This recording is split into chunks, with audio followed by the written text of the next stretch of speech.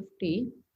Buddhi yukto jahatiha ubhe sukrita dushkrite tasmat yogaya yujyasva yoga karmasu kaushalam. So here he is talking about two things. In the first line, he is talking about what will be the end result of karma yoga. That is talking in the first line. Second line, he is talking about karma yoga lakshya. Buddhi yukto jahatiha. Buddhi yuktaha means the person who is endowed with this attitude of karma yoga or who is engaged in this karma yoga. Jahati, it's a very important word. Jahati is to get rid of or to conquer or to renounce. Take it in any of those meanings. But basically it is to get rid of iha in this life. So what does he get rid of? Ubhe sukrita dushkrite. He gets rid of both sukrita, the good result, and dushkrita, the bad result. Later we will see the explanation why we have to get rid of these two. So ubhe sukrita dushkrite. Tasmat yogaya yujyasva. Tasmat is therefore. We will take this word first. Yujyasva. Be engaged, striving for this yoga. For the sake of karma yoga. Yogaya yujyasva. Yoga karmasu kaushala. Yoga, this is very important sentence. Yoga is, this again karma yoga. Karmasu. Karmasu is these activities. Kaushalam is art. So what he is saying is, we will see the second sentence first and then we will go to the first sentence. This karma yoga is actually an art. Here he is not talking about efficiency. Oh, running from here to there, doing this and that. I did so many things in the day. That is not art. What he is talking about is the conversion rate. Conversion rate means what? How many activities are you able to do in karma yoga? Are you able to convert it effectively? Are you able to use karma yoga and doing your activities? That is the metric there. Krishna is not saying how much work you are doing in the day, or you are the CEO of this company, or you had so many accomplishments. That doesn't matter. Even when you're sweeping the floor, did you do it using karma yoga? When you are the CEO of the company, did you do it out of your karma or did you do it out of karma yoga? Because what happens is that this karma yoga actually is a shock absorber. Whenever you get up in the morning, what happens? Whenever transactions happen, disturbance happens in the mind. Whenever you get up, you are very peaceful because there is no transaction. The minute you start to do all these transactions is when you start to lose your balance. You are dealing with individuals. Somebody said like this, somebody did like this, somebody is not doing their work properly, somebody is saying I did everything. So all these things is disturbing us a lot. When you do things using karma yoga, it becomes like a transformation tool. Krishna actually says, use everything in life. Even desire, we will see how to use it. We can use desire, we can use karma. You can use it to get to another thing. It is like a double-edged sword. If you use it in one way, it is going to lead to bondage. If you use karma itself, use it and elevate yourself using karma yoga. Same tool, like how you have poison to cure a disease. Like that, use it to cure this bondage using karma yoga. That is the second point. The first point, what he's saying is, the person who is engaged in karma yoga, he gets rid of both sukrite and dushkrite, the good and the bad. Everybody will ask, why should I get rid of the good? I thought I have to earn the good. But now you're saying that you have to get rid of the good. Why should I get rid of the good? It is a step-by-step process. First is you will go towards good. You don't want to do bad things. When you do good things, is when you get the punya, you will go to the next level. But you shouldn't stay in that punya level. You have to go to the next level, which is karma yoga. Karma yoga is what? You have to leave both good and bad. First, you have to go towards good. Second step is you have to leave the good and the bad. That is karma yoga. Then you have to go towards Gnana yoga. Jnana yoga, you will get the knowledge. When your mind is purified, you will go and get the knowledge, then this knowledge will stick to you. Then you will get moksha. That is a step by step process.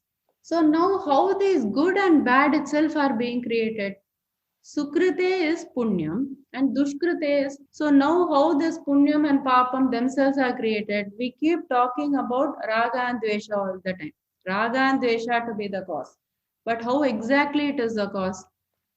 In the first chapter, when we talked about Antakaranam, I think we saw one Gulab Jamun example. Same example I'm going to take. There are four components in our mind. Manas, which is going to be the emotional component. The Buddhi, the one which makes the decision. Ahankaram, the ego, which will add the I to everything. And this Chitta, where subconsciously everything is stored. So now you have had a full meal. Then you see this Gulab Jamun. You are very much tempted, right?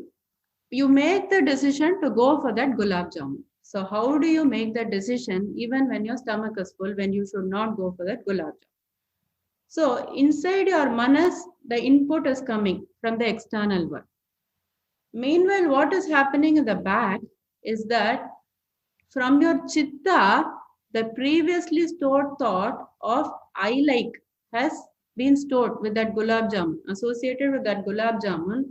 This like was there. You tasted it maybe sometime back in your childhood and you liked it. Whenever you liked it, that ahankaram came, I, and it merged that I and the like together. And because that impression was quite strong, you stored it in your chitta because you really liked it at that time.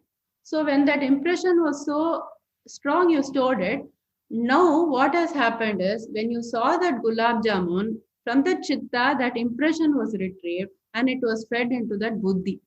Now the buddhi has two inputs. One is actually the truth saying I am full, but again it is getting hijacked with the input that has come from the chitta. So what happened to your buddhi? Delusion. So what the right has become wrong, the wrong has become right. You reach out for that gulab jamun, even though you shouldn't have reached out for that gulab jamun. So your buddhi was hijacked.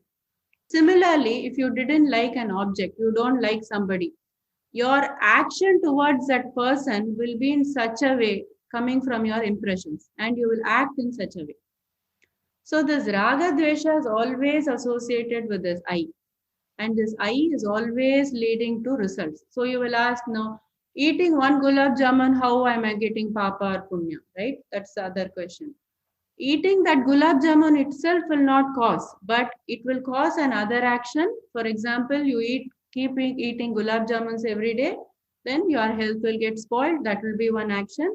Then because of that, maybe you will not be able to tend to your family. Maybe you will neglect them. It is an exaggerated example, but the end result of it will be a papa or a punya. That is how this impression in your mind is actually causing all this trouble. So if you want to avoid this cycle, what you have to do is stop creating these impressions.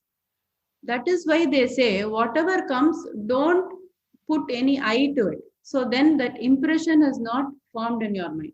So next time you don't have any preference towards gulab jamun or any other sweet or even the bitter thing that is given to you, that is fine.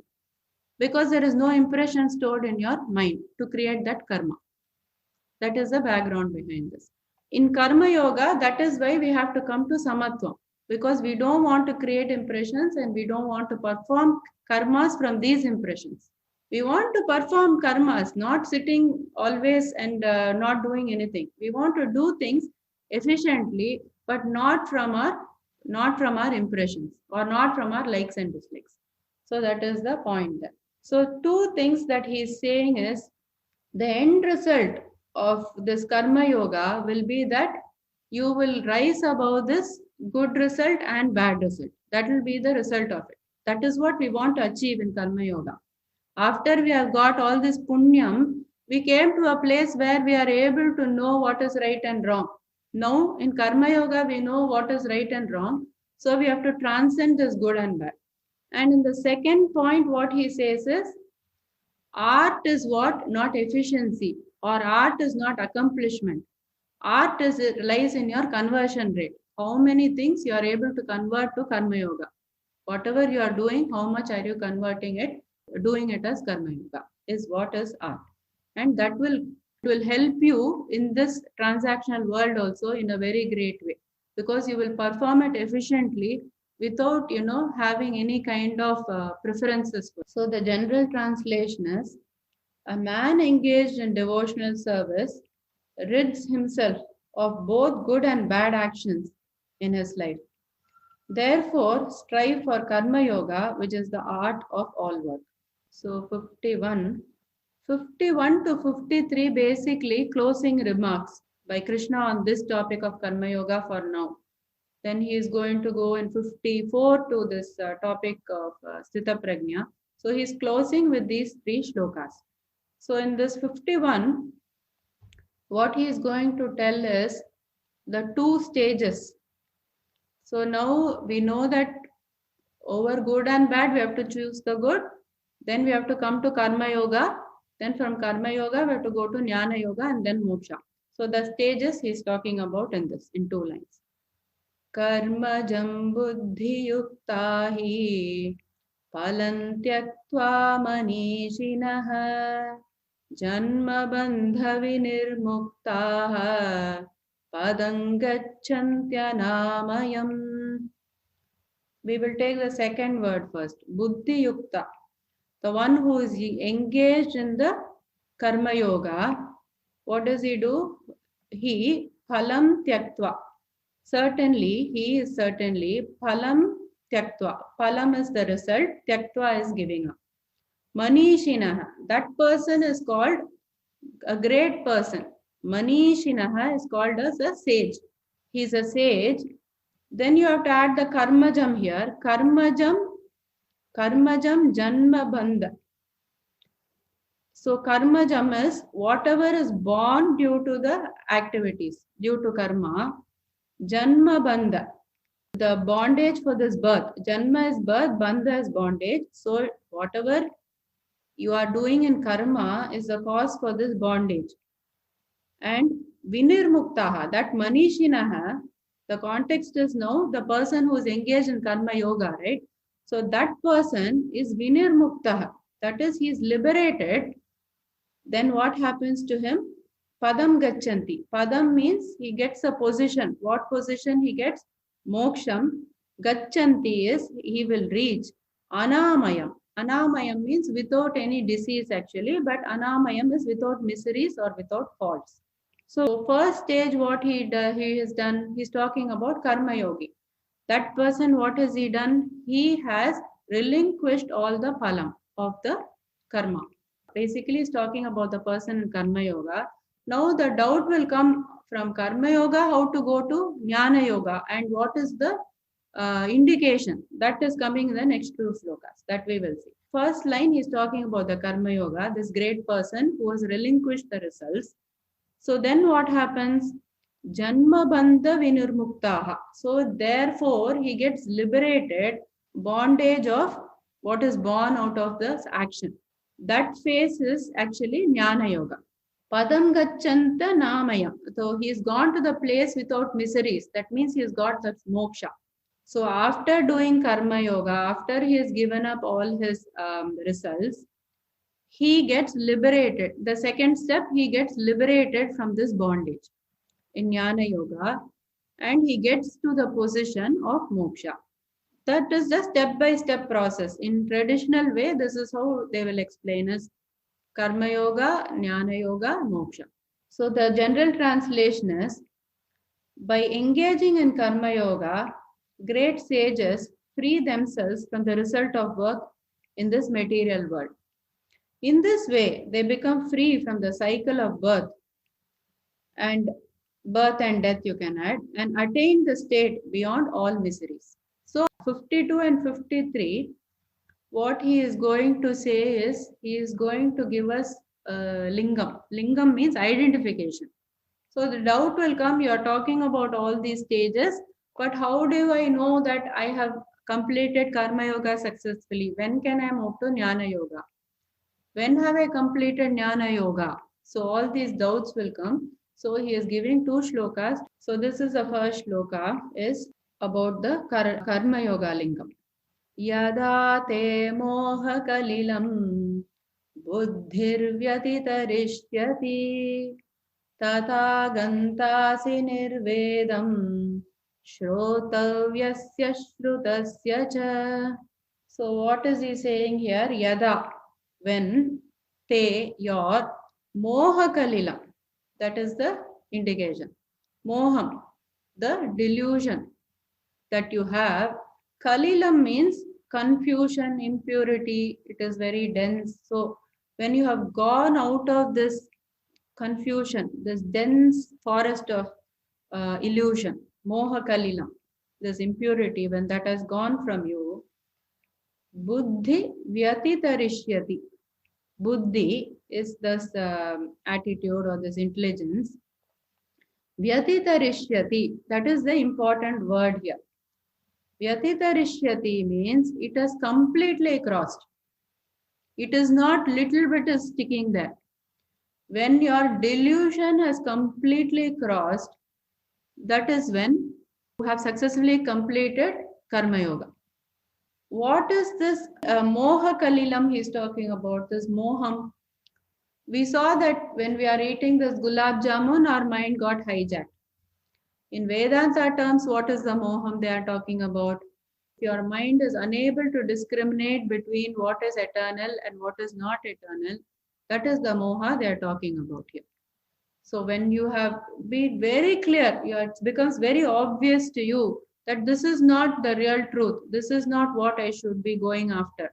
When your mind becomes, when somebody says something, you are not disturbed or you are not influenced. You yourself know very clearly that this is the right path and this is the right attitude, this is the right intelligence. Then that time, in all the times, if you have totally passed that, not in one activity, not in one instance, but throughout, if you are able to be like that and you have passed that, then tada, then at that time what happens? Gantasi. Gantasi means Gantasi. That means you shall go to what? Nirvedam. Nirvedam means what? Indifference. Nirvedam means Vairagyam. Nirvedam means free from desire. So this Nirvedam is a very important word. This has also been used in the Upanishads. This has been used in the Mundaka Upanishad. So Mandukya Upanishad is different. Mandukya Upanishad, we saw that three states. Remember, Jagrut, Swapna, those avasthas come in the Mandukya Upanishad. This is Mundaka Upanishad. They have used this word Nirvedam, and the context is like this. So they say, let a person having examined the worlds produced by karma, so he comes to know that there is nothing that can be eternal, which is produced by this karma alone, then he should be free from desires and he should acquire the knowledge of the eternal and should approach the person who is well versed and centered in the Brahman. So the word they are using Nirveda is, you examine this karma, find out, even after you examine, what you are going to find out is that there is nothing fruitful or nothing eternal coming out of it. So therefore, get free from desires. Therefore, this word Nirvedam is used. Tada gantasi nirvedam. He becomes very indifferent. That means what? He develops this vairagya. Towards what? Shrotavyasya shrutasya cha. Shrotavyasya means towards all that will be heard. It is in the future tense. Shrutasya means all that has been already heard. So again, there are two meanings for this. Shrotavyasya means whatever people have told you so far about this karma kanda portion of the Veda, do this, do that, you will get this, you will get that, indifferent towards that. And somebody comes and tells you something. Oh, you are going in this path, you learned all this Bhagavad Gita. It is not going to give you anything very substantial. Somebody tells you, suppose. Then also you will ignore it and you will know that which is the right path yourself. So whatever was heard and whatever will be heard. Another interpretation is that whatever was the past, You will become indifferent towards it. Whatever has happened to you in the past, you will become indifferent because you have come out of that moha. And whatever will come to you in the future also, you will become indifferent. Let it come. Okay, fine.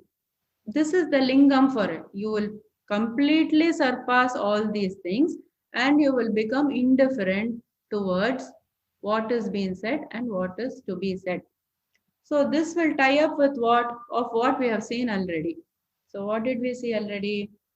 We saw this raga, we saw moha. So raga, where is it created? In the manas. Raga is actually emotion. Moham, where is it create? Where is this? In the buddhi. Then we talked about sadhana chatushtayam. Sadhana chatushtayam, what did we say? Vairagyam. Vairagyam is the solution for ragaha. Because when you develop vairagyam, you are becoming free from desires. Raga is attachment. So you are curing the disease of the mind with vairagyam. In Bhagavad Gita, how we will learn is in layers. We will see one point, we will come back to it. Then again, we will see it in another way. At the end of 18 chapters, it should become clear, hopefully. So every point we will discuss in some other way, in some other direction. So don't worry if you didn't catch it the first time. First, even the word would have been something different. What is Vivekam? What is Vairagyam? So many words are there. But now you will become very well versed and you will exactly know the deep meaning of it. Vairagyam is curing the disease of the mind, which is afflicted with raga. So all these three things are going together. Similarly, what is Vivekam doing? Vairagyam is curing the desire. Vivekam is what? Discrimination. Discrimination where it should happen in the buddhi. And then it is curing this moha. So this Viveka and Vairagya, that is how it comes to play in this whole scheme of things. So we should be free from the desires of this non-eternal things, and then we should know how to discriminate between the eternal and the non-eternal. And the third point also is what? Mumukshutvam. That is also relevant here. Because what Krishna is saying is use everything. Use karma, use desire. Then you will say, I still have desire in my mind. Krishna says, no problem. Use this desire for, not for these worldly objects. Use it for mumukshutvam. Use it for moksha. This desire itself that comes in your mind, you can turn it and have this desire for God or for moksha. Three things we have seen: Vivekam, Vairagyam, Mumukshutvam is the practice of Karma Yoga. These three things is what is to be developed in this phase. So after you have crossed this phases of Raga and you have crossed the phases of this Moham, basically when you have developed Vairagyam, you have Vivekam and you have Mumukshutvam, then you can go to Jnana Yoga phase. Vivekam, we know that it is discrimination. What is eternal, what is non-eternal? That is in Vivekam you do that, right? You can differentiate between what is right and what is wrong. In Vairagyam, what do? You discard what is not needed, like these worldly objects. That is Vairagyam. Now you are saying, oh, but still I am left with desire. Okay, I will discard all these worldly objects, but still in my mind there is some desire. That desire you convert to moksha. That is, desire for moksha is called mumukshutva. You eliminated some things and the desire that you have, you turn it in the right direction. So the three-phase approach. So another point I wanted to say was, whenever you have this desire, so people say that it is coming from within. In my Atma, my desire is there. This desire is in my Atma. It is incorrect. Atma doesn't have all these desires. And some people will say that, oh, that object caused this desire. But that is not true as well, because that's not the same for everybody. You may like gulab jamun very much, your friend may not like it at all. So that's not coming from the object. All that is coming is from your mind. So the mind is the cause for all this desire. So it's not your Atma or it is not the external object. So when you purify your mind, then that will also go away. General translation. When your intelligence has passed out of this dense forest of delusion, you shall become indifferent to all that has been heard and all that is yet to be heard. So, last shloka in this topic, Krishna is going to tell us the lingam or the identification when you have gone beyond Jnana Yoga. Shruti vipratipanna te yada sthasyasi nischala samadhavachala buddhihi tada yogamavapsyasi. So what he is saying is Shruti. Shruti means the Vedas. Vipratipannate. This is the important word here. Vipratipanna. It is not being influenced. It is not being afflicted. It is not being disturbed. It is not being confused. Any meaning you can take. Vipratipannate. When your buddhi is not influenced by these things, yada stasyasi nischala. Yada means when, stasyati means it remains, nischala. Nischala means it is very unmoved. When you are influenced by other things, you are very much unmoved. Without vikshepa, that is without scattering of the mind. Nischala, samadho, in the Atma itself, in moksham. Achala buddhihi. Achala is same as nischala actually. The two words are actually the same, but little bit different in the context. Nischala usually you will use with the mind. Achala is unmoving, like a mountain, it is steady. You unmoved, steady, all mean the same, but different words to describe it. Achala, buddhihi, again this intelligence. Tada, at that time, yogam avapsyasi. Yoga means self-realization, avapsyasi, you will achieve. When your mind doesn't get influenced and it doesn't move, when it remains nischala, and then your intelligence is in Atma itself. It is steady in the consciousness.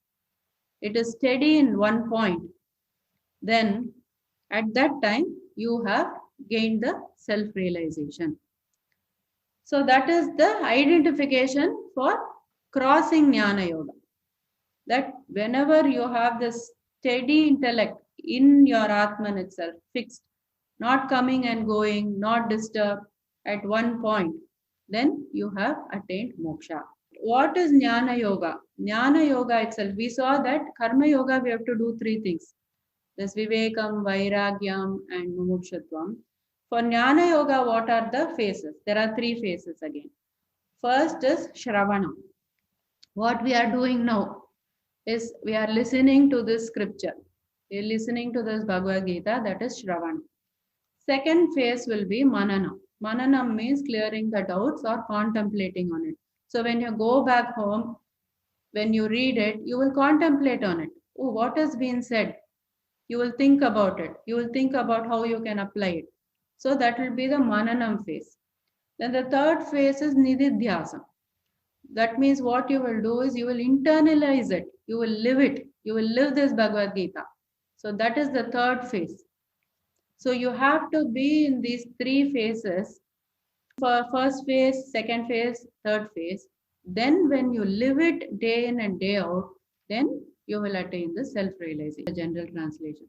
Okay, when you are no longer disturbed by the influences, external influences or the Vedas, and when you remain fixed in self-realization, then you have attained divine consciousness. I'll get into this topic of Sthitapragnya. The doubt in Arjuna's mind, just like all of us, now you have, Krishna, you have said to me all these phases and how to go from here to there. But is there really a person like this? And how does he behave? How does he tackle his life? Is Arjuna's question. So what Krishna is going to do is, he is going to talk about a person who is such. Because Krishna is not going to talk about things that is not really true. So what Krishna says is, yes, there are people and they are like this. But Krishna also goes above and beyond, and he will talk about how to get there. So in first three shlokas, he will talk about the Lakshanam of the Sthitapragnya. The last four shlokas of this chapter, he will talk about it. In the middle, I think it's 10 or 11 shlokas, he will talk about the upayam, how to get to that state. So here, first we will see what is the meaning of Sthitapragnya. Sthitapragnya means, so it is made of three parts. Nya. Nya means one who knows. Pragnya means the one who knows without doubt. And Sthita Pragnya means who is very steady. Sthita is steady. So the person who is steady, always and without doubt he knows. That is the meaning of this Sthitapragnya. There is also one other way to look at the Sthitapragnya word, which is just, we saw the three phases, right? Shravanam, Mananam, Nididhyasanam. Shravanam is the nya phase, knowing. Pragnya, that is to remove the doubts, is the Mananam. Nididhyasanam phase is Sthita, that is you are living it, you are establishing it. So that is also another way to look at that word. Basically, it just means a realized person. So Arjuna Vacha Sthitaprajnasya ka bhasha samadhisthasya keshava sthitadhi kim prabhasheta kimasita vrajeta kim. Arjuna Vacha, Arjuna says, so what basically Arjuna is asking is, Sthitaprajnasya ka bhasha. This person you are talking about, the self-realized person, ka bhasha. What is his language? Samadhistasya keshava. He is situated in this trance, O Keshava, the person who is situated in this trance. Sthitadhi, meaning one who has got this knowledge. Dhi means knowledge, who has got this steady knowledge. Kim prabhasheta. Kim, what does he talk about? How does he speak? Kim asita. How does he remain still? Asita, remain still. And vrajeta kim. How does he walk? So, on the surface, it looks like he's talking about how does he walk, how does he talk, and how does he remain still. But actually, what Arjuna is asking about is, how does this person face his prarabdha karma? How is he acting in this life? What are these characteristics? Arjuna wants to know why, because he wants to become one himself. So he is asking mano, vak and kaya. Mano in the mind. When you say that asita, that is remain still, in his mind what is he thinking? When he's sitting there, is he thinking about what I will eat next? Or did he think about the fight he had yesterday with somebody else? How does he remain? And vak, how are his words? Talking sweetly? Is he abusive? How does he talk to people? How does he converse with people? And kaya, like how does he walk, meaning how does he do his actions? But how does this person do his daily things? Was his question. General translation is like this, but there is deeper meaning. Does this person, meaning if you're saying this person is remaining still, then is he sad because there's nobody next to him? Does he want to go to parties? Or is he happy in himself? That is his question. And does he jump with joy, or is he very sorrowful and he sits in a corner? So the general translation is, the person who is self-realized, how does he speak? What is his language? How does he sit and how does he walk? But the other meanings also we have seen for this.